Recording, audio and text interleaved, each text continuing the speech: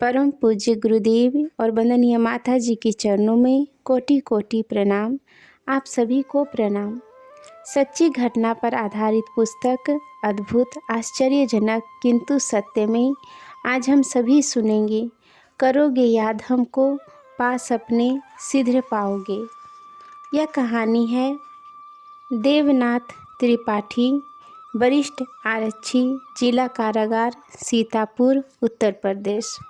वह बताते हैं कि वर्ष 1999 की बात है। फरवरी का महीना था। पहला सप्ताह रहा होगा।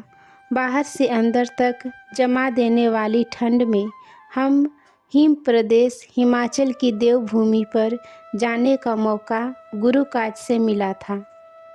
हिमाचल के कांगड़ा जिले में पालमपुर तहसील के गांव दरगिल देवगांव के निवासी डॉक्टर अश्विनी कुमार शर्मा, जो इन दिनों लखनऊ स्थित भारतीय गन्ना अनुसंधान संस्था में प्रधान वैज्ञानिक हैं, और उनकी पत्नी बहन श्रीमती कंचनबाला शर्मा संजय गांधी पीजीआई लखनऊ में कार्यरत है, के दो सुपुत्रों ची अर्नव और प्रणव का यज्ञोपवीत संस्कार संपन्न कराने हम 4 गायत्री परिजन लखनऊ से हिमाचल पहुँचे थे।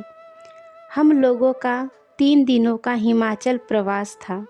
कुल 4 बटुकों के यज्ञोपवीत संस्कार, पंचकुंडीय गायत्री यज्ञ, दीप यज्ञ और विचार संगोष्ठी आदि के त्रिदिवसीय कार्यक्रम संपन्न कराकर चौथे दिन प्रातःकाल हम लोगों को पठानकोट के लिए जीप से नीचे आना था।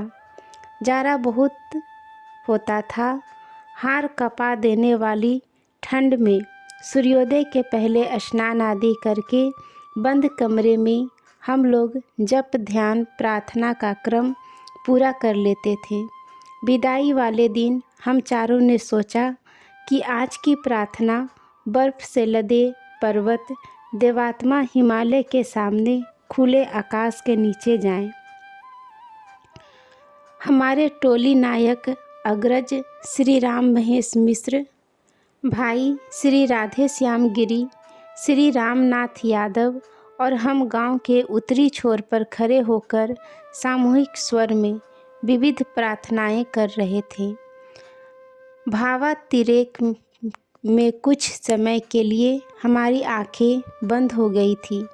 अचानक भाई मिश्र जी ऊंची आवाज़ में बोले, भाई सब लोग सामने पहाड़ के ऊपर देखिए। उनके स्वर में अजीब सी उत्तेजना थी। हम तीनों ने एक साथ आंखें खोलकर पूछा, क्या, कहाँ? उन्होंने दाहिने हाथ की तर्जनी से पर्वत की ऊंची चोटी की ओर इशारा किया। हमने देखा ट्रेन की हेडलाइट जैसे 2 प्रकाश पुंज पर्वत शिखर पर चमक रहे हैं। हम चारों परिजन उन प्रकाश पुंजों को परम पूज्य गुरुदेव और परम वंदनीय माता जी की प्रत्यक्ष उपस्थिति मानकर श्रद्धान्वित हो गए। हम चारों हर्ष मिश्रित आंसुओं के साथ गुरु सत्ता की स्तुतियाँ गाए जा रहे थे।